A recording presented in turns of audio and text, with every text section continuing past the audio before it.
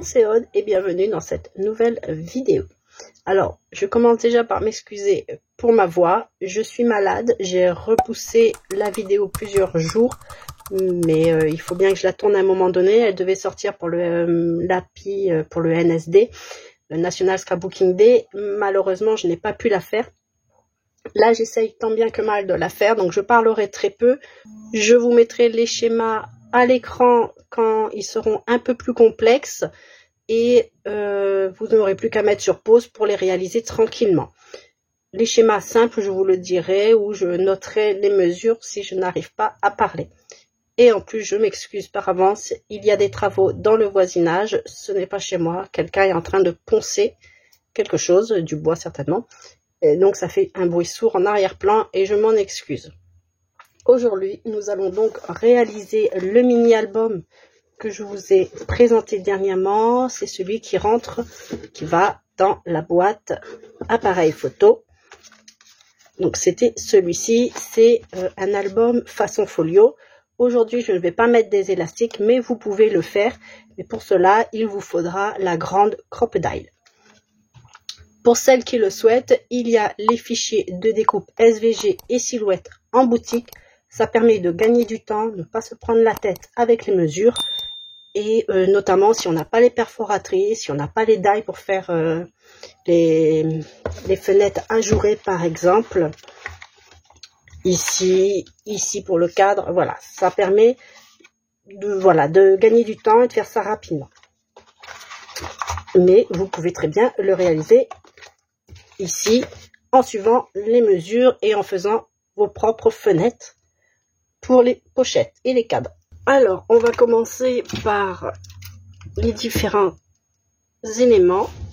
Moi, j'ai tout découpé avec ma silhouette Cameo, mais les fichiers, vous pouvez les découper. Il y a le fichier pour silhouette pour le A4, pas en SVG, car par rapport à la Cricut Maker 3, par exemple, elle ne découpera pas sur du A4 par rapport aux marges.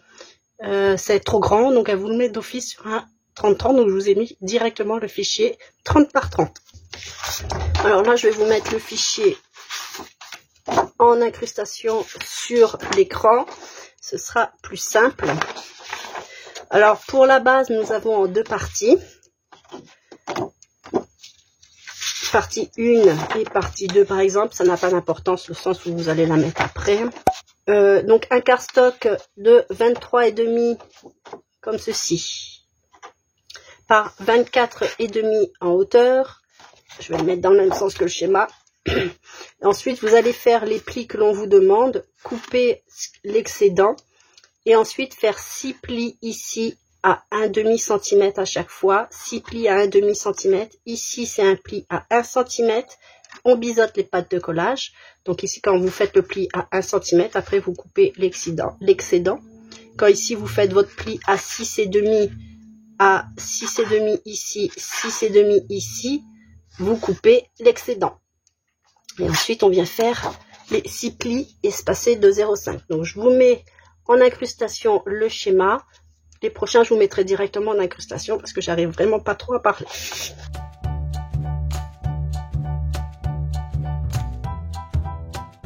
Les 6 plis, on marque bien le premier et les autres, on donne un arrondi.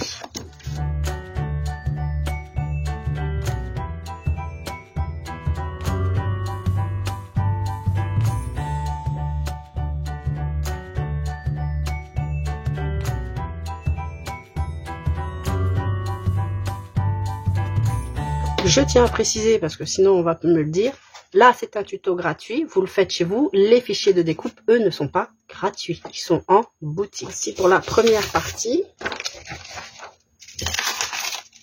La deuxième partie, je vous mets en incrustation ce schéma, vous mettez sur pause, vous le réalisez, ou alors vous continuez dessus la lecture et après vous verrez si vous réalisez ou pas ce folio.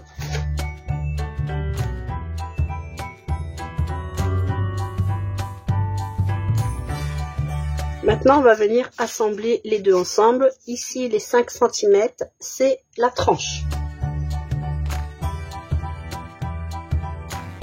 Si vous voulez faire les trous et mettre les élastiques, vous devez d'abord mettre le papier ici. faire 2 trous ici, 2 trous ici et mettre vos élastiques.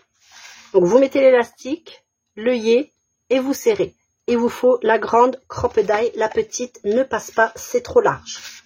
Si jamais vous avez la petite crocodile et que vous voulez tout de même mettre des élastiques, il faut simplement faire une structure différente en faisant ceci en partie supplémentaire. C'est-à-dire que vous faites uniquement ici le fond et la tranche. Ceci, vous le faites à part en ajoutant une patte de collage d'1 cm et de même pour les 2 autres. Et là, ainsi, vous avez de quoi réaliser vos trous. Et faites attention, quand vous allez coller, il faut que vous les colliez à la fin. Comme ça, les pattes de collage seront par-dessus. Ensuite, nous avons différents rabats. Alors moi, je vais faire exactement la même chose des 2 côtés. Sachez simplement que vous avez en boutique les fichiers avec ou sans les fenêtres en acétate. Et vous, de votre côté, vous faites pareil. Si vous voulez pas faire les fenêtres en acétate, vous les faites pas. Si vous voulez faire, vous les faites. Alors, on va commencer par le rabat du haut. Lorsque vous collez aussi vos différents éléments, d'un même côté, vous commencez par coller celui qui a la tranche, le gousset le plus large jusqu'au plus fin. Par exemple, en haut, j'ai donc le rabat du haut ainsi qu'un mini rabat. Le mini rabat, il a une tranche de 0,3. Ici, il a une tranche, je crois, de 2 cm. Je vais vous le dire tout de suite. Oui, de 2 cm. Donc, on va d'abord mettre celui-ci et ensuite celui-ci. Pour le rabat du haut, nous avons besoin d'un cardstock de 15 cm par 14 cm avec un pli à 1 cm et à 3 cm. Nous avons donc une tranche de 2 cm ici. Donc je viens coller le rabat du haut au ras du premier pli. Et je viens le centrer car mon rabat est légèrement plus petit que le fond. Sur le rabat du haut, il viendra ensuite un cadre. Donc moi je vais le coller après. De 14 cm par 11,5 cm. J'ai fait 3 pattes de collage 1 cm et j'ai ajouré au milieu. Donc soit vous utilisez un die, soit vous faites à la main au ciseau avec juste une règle et un cutter si vous ne pouvez pas faire cette forme là. Moi j'ai profité bien sûr de ma silhouette pour pouvoir faire des formes un petit peu plus originales. Et j'ai aussi fait une encoche ici, donc vous pouvez utiliser une perforatrice ronde par exemple pour faire ceci, ou les perforatrices pour les enveloppes. Je le collerai plus tard car je vais découper mon papier de collection. Il sera ajouré du rectangle ici, déjà pour économiser du papier. Parce que lorsque l'on met la photo, de toute façon, on ne voit pas le fond. Et si je veux mettre un tag ou autre, c'est pareil, on ne verra pas le fond. Donc, il y aura un fond craft au dos, mais je peux toujours glisser quelque chose et je mettrai un papier de collection ici. Donc ça, je le ferai après, au moment du collage du papier de collection. Vous pouvez bien sûr mettre un cadre des 2 côtés, c'est comme vous le souhaitez. Pour le rabat du bas, il a une pochette ajourée. Donc, je vous mets ce schéma-là. C'est juste un cardstock de 29 cm par 13 cm. Ensuite, vous suivez les indications. Vous faites un pli à 14 cm ici.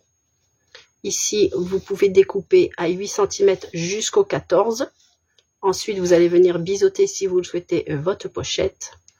Ici, vous faites un pli à 3 cm du bas. Et vous venez découper à 2 cm pour laisser une patte de collage ici. Et ici, il y a un pli à 1 cm. Et là, c'est le pli à 3 cm, ce qui nous fait, encore une fois, une tranche, un gousset de 2 cm. Et vous pouvez créer un onglet pour apporter une petite forme originale au rabat. Donc pareil, en utilisant une perforatrice, vous faites au cutter, au ciseau ou autre. Et là, vous ajourez. Alors, si vous ajourez, je vous conseille de laisser 1 cm minimum pour pouvoir coller par la suite un papier de collection. C'est plus facile parce que quand on va faire plus petit, il ne faut pas que ce soit trop petit non plus. Et pour laisser la place pour coller l'acétate. La pochette, vous pouvez soit la mettre comme ceci, elle va être dessous, soit la mettre comme ceci.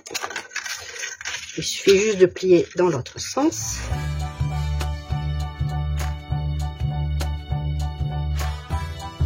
Pour qu'elle soit dessus. Moi, je vais la mettre dessus. Et dans ce cas, faites attention aussi à vos papiers de collection pour le coller ici. Parce que il faut le faire en miroir si jamais vous faites au dos. Et il y a le sens aussi, quand on ouvre. Moi, je préfère mettre comme ceci. Vous pouvez aussi faire comme j'ai fait la dernière fois. Si vous n'avez pas d'acétate, mais vous avez une plastifieuse, vous prenez votre feuille à plastifier.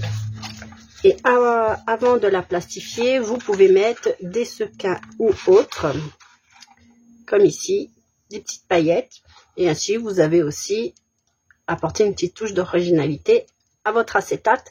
Ce n'est pas ici, par exemple, ce n'est pas un cadre, donc ce n'est pas gênant s'il y a un petit peu de choses. Ça, on voit tout de même en transparence. Quand c'est un cadre, j'aime moins parce qu'il y a la photo qui est faite pour être mise en évidence.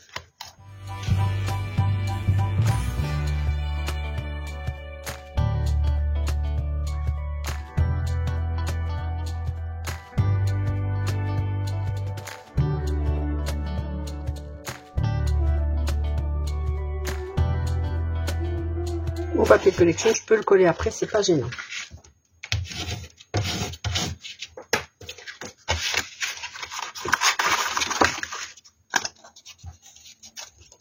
Comme précédemment, je viens coller au ras du premier pli et je peux le centrer, aligner avec l'autre, ou si vous voulez les mettre légèrement en quinconce, c'est possible. Au début, je voulais faire rentrer ceci à l'intérieur. Alors sur un papier très souple, c'est possible, mais une fois qu'on rajoute les papiers de collection, le cadre, c'est compliqué de le mettre à l'intérieur. Et c'est pas gênant, nous avons nos petites fermetures ici et le passant par la suite. Donc ici, on met l'un sur l'autre, c'est comme on veut. Il n'y a pas de sens, les deux goussis font la même taille. Personnellement, je préfère comme ceci parce qu'il y aura un peu plus d'épaisseur avec ceci. Maintenant, pour les rabats des côtés. Le rabat de droite. Alors, moi, je mets droite et gauche. Vous faites comme vous voulez. Ça n'a pas d'importance. Vous mettez soit à droite, soit à gauche. C'est juste pour vous donner une idée par rapport au schéma que je fais. La différence va venir dans la taille du gousset. Il y en a un qui fait 2 mm de moins, car c'est celui qui va venir sur le dessous. Et celui qui fait 2 mm de plus, c'est celui qui va venir se rabattre par-dessus. Alors, je vous mets ici le schéma. Donc, c'est 28,3 par 12,5. Bien sûr, vous pouvez arrondir les chiffres si vous voulez, mais faites correspondre ceci à ceci. Donc, j'ai fait une pâte de collage d'1 cm. Ici, il y a un pli à 2,3 parce que nous avons 1,3 ici. Ici, j'ai une pâte de collage à 1 cm parce qu'ici, j'ai un peu plus d'1 cm. Lorsque ici, je n'ai que 1 cm, je fais une pâte de collage à 9 mm pour être sûr qu'elle ne dépasse pas et qu'elle ne gêne pas ici. Parce que c'est ajouré. Et ici, vous pouvez créer une petite forme originale. Moi, j'appelle ça un onglet inversé. C'est la même chose qu'ici, mais dans l'autre sens. Voilà. C'est pour un petit peu rappeler sans que ce soit 100% identique. Et pareil, la pochette soit dessus, soit dessous, c'est comme vous le souhaitez. Alors j'ai dit que celui-ci c'était à droite. Je vais rester dans ce que j'ai dit. Je vais mettre la pochette à l'intérieur.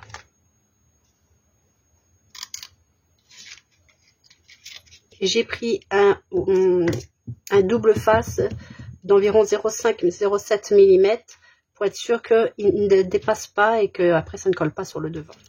Et pareil, après je viendrai glisser mon papier de collection par en dessous. Ça ne sera pas gênant. Mais vous pouvez le coller avant si vous le souhaitez.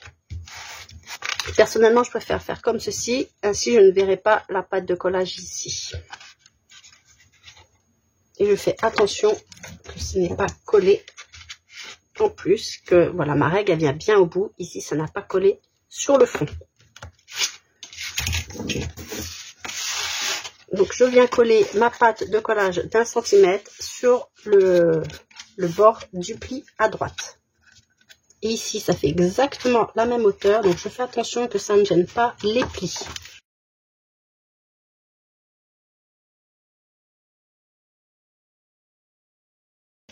Pareil pour le côté gauche. Donc, c'est un cardstock de 28,4 par 12,5.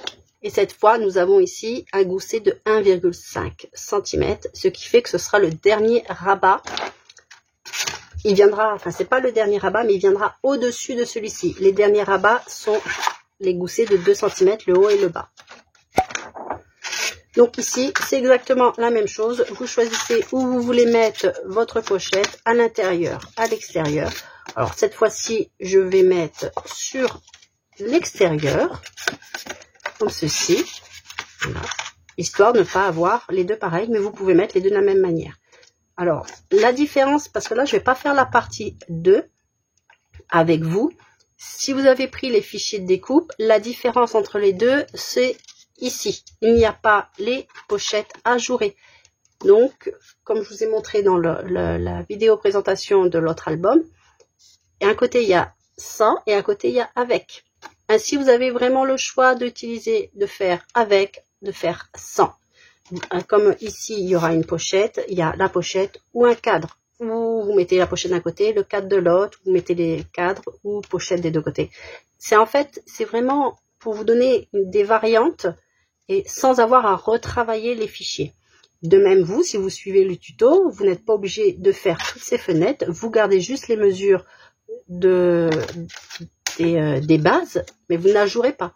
Ou alors, vous ajourez en faisant un cœur, vous ajourez en faisant un simple rectangle. Vous avez un die ovale, vous faites le die ovale. Vous avez plusieurs options. Vous pouvez aussi ajourer avec un texte. Vous écrivez souvenir avec vos die. Et comme ça, vous avez une pochette et juste avec le mot souvenir, et vous avez juste l'acétate à mettre sous la découpe souvenir. Ça peut être aussi très sympa.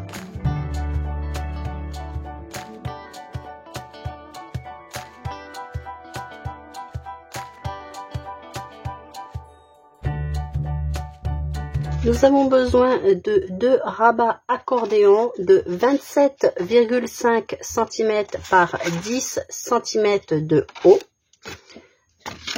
Nous allons faire un premier pli à 1 cm, à 2 cm, à 10,5 cm et à 19 cm. Ensuite, on le plie en accordéon. Alors, en accordéon vers l'intérieur, car nous avons le 1 cm ici. Et nous avons de la place, donc c'est pour ça qu'on le plie vers l'intérieur. Et on le fait 2 fois. On va en mettre un à gauche, un à droite. Étant donné qu'ils sont plus petits, on peut les mettre en quinconce ou face à face, c'est comme vous le souhaitez. Et maintenant, les 2 mini rabats dont j'ai parlé en début de vidéo, qui font 8 cm de large par 12 cm de haut, avec un pli à 1 cm et 1,3 cm. Donc, nous avons un petit gousset de 0,3 mm. Et on peut les mettre en quinconce, en bas. Donc, comme vous le souhaitez, comme ça ou comme ça. Après, si vraiment vous voulez, vous pouvez aussi les mettre comme ceci. Mais moi, je préfère les mettre comme ceci. Comme d'habitude, pour les papiers imprimés, vous faites attention à la forme de vos papiers s'ils ont un sens. Surtout qu'il y a ici des découpes. Donc si vous voulez le faire, vous pouvez utiliser vos perforatrices de bordure. Et si vous n'en avez pas, vous pouvez aussi le faire au ciseau. Vous faites un gabarit à main levée, vous le découpez et ainsi vous avez tout le temps le même en le reportant sur vos cardstock avec un crayon papier. Et après vous découpez, vous aurez toujours le même gabarit. Ici, j'ai pas biseauté les pattes de collage simplement parce que le papier va venir recouvrir, il vient après. Donc, on ne voit pas, on est sûr qu'ils ne dépasseront pas, que les pattes de collage ne dépasseront pas. C'est pour ça que celle-ci, je ne l'ai pas fait, celle-ci, je l'ai fait.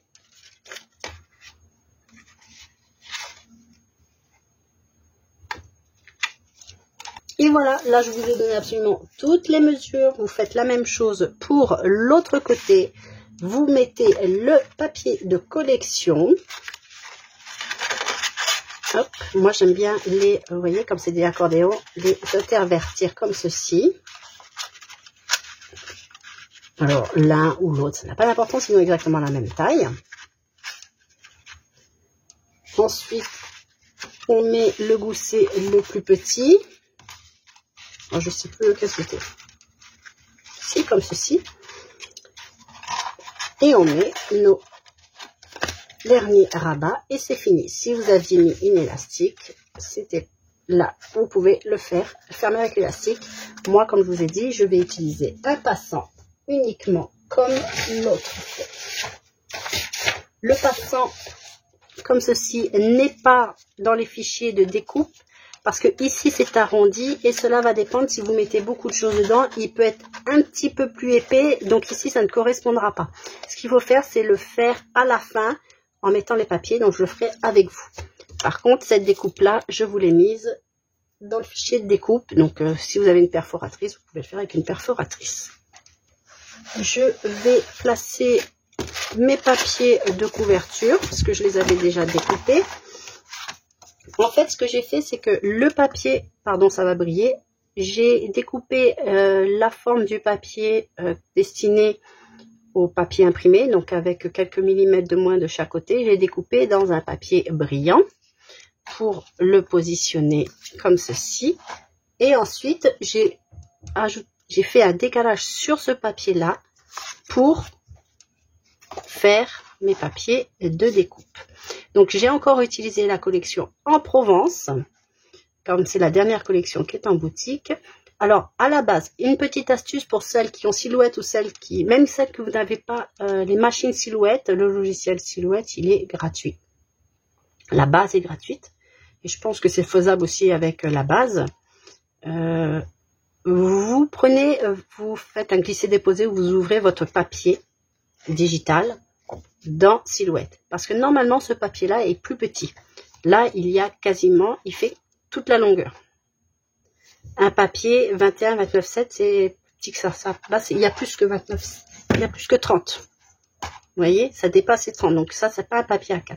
J'ai simplement légèrement agrandi le papier. Comme je le dis à chaque fois, vous pouvez légèrement agrandir. Et en fait, j'ai créé mes découpes. Et ensuite, j'ai fait un print and cut. Tout simplement, de manière à avoir là quelque chose qui se suit. Vous voyez, il y a la petite fleur ici. Là, ça se suit pas parce que le bas du dessin ne me plaisait pas. Donc, j'ai pris le haut. Mais on a toujours nos carrés. Ils correspondent pas tout à fait. Mais c'est pas très grave, presque. Et voilà. Ainsi, j'ai pu, grâce à Silhouette, je pense que vous pouvez le faire avec d'autres machines, hein, d'autres logiciels. Peut-être avec Cricut, je sais pas. Moi, j'utilise surtout Silhouette. Ça m'a permis de faire ceci. D'avoir un grand papier, plus grand que le papier que j'ai de base et plus grand. Mon imprimante ne peut pas imprimer plus de 29,7. Voilà. Donc, je vais coller tout ceci. Je vais aussi coller les différents papiers de collection, découper ici. Et je reviens vous montrer un peu tout ça et mon avancement.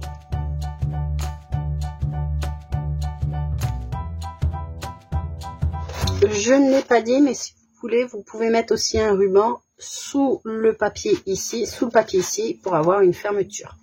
C'est aussi possible.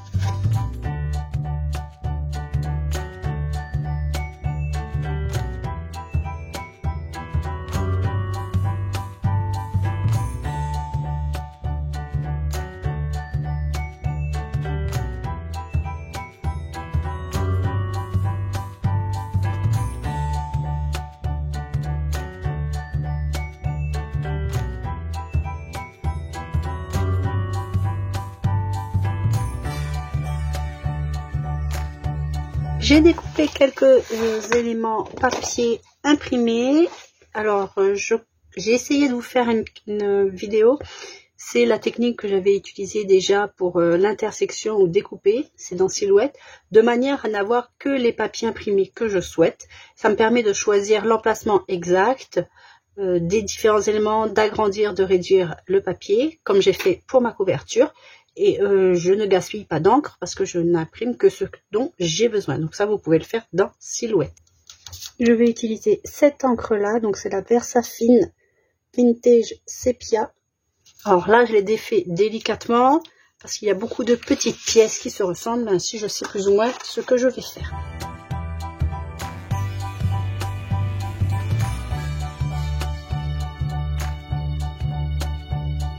Ceci va venir ici.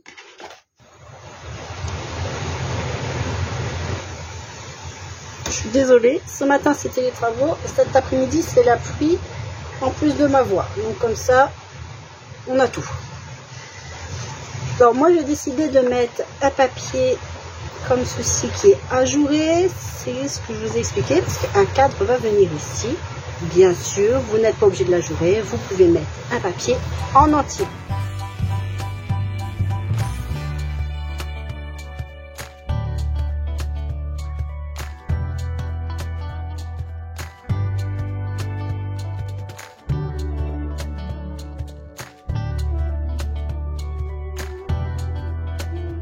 Je profite d'une accalmie, la pluie a stoppé un instant pour vous dire que la première partie est terminée, je n'ai presque plus de voix. Juste, je vais continuer donc à mettre tous les papiers de collection et je voulais vous donner la dimension de la pochette qui va venir ici. Donc je la collerai après mon papier de collection qui est ici. Cette pochette mesure 17 cm de long par 5 cm de haut et vous faites un pli à 1 cm de 3 côtés et vous pouvez faire une bordure originale avec un die, vos ciseaux ou autre, c'est au choix. Donc cette pochette, pour rappel, vient ici et si vous avez pris les fichiers de découpe, vous avez le choix entre une pochette ou un cadre avec l'ouverture par le haut. Donc ici, ça vient ici. Donc c'est la même mesure, je crois, ou similaire. En tout cas, si vous n'avez pas les fichiers découpe, pas de machine, vous pouvez aussi réaliser un cadre similaire ici, mais avec une ouverture vers le haut, parce que pour pouvoir enlever facilement la photo. De ce côté, ce sera un peu plus compliqué parce qu'il y a tous les éléments ici, plus ceux qui viennent venir ici. Ça va être un peu compliqué de sortir et de ranger la photo. Par le haut, ce sera beaucoup plus facile. Sinon, vous mettez une pochette. Mais d'abord, il faut mettre le papier de collection et ensuite la pochette. C'est pour cela que je ne l'ai pas collé. J'espère que cette première vidéo tuto vous a plu. La seconde sera principalement la présentation de ce mini terminé. Pour rappel, la deuxième partie, c'est la même chose qu'ici. Vous faites avec ou sans les fenêtres ici, mais la structure reste la même. Je vous dis à bientôt pour la suite de ce tuto. Et scrapez bien. Bye bye!